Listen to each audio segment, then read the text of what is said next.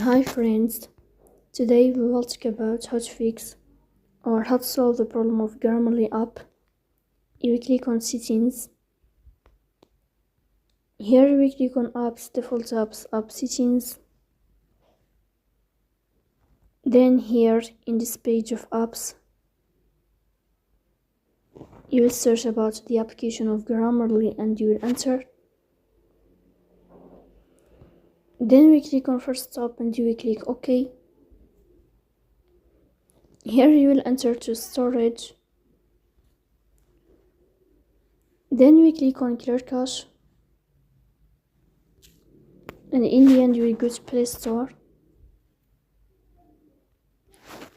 You will search about Grammarly.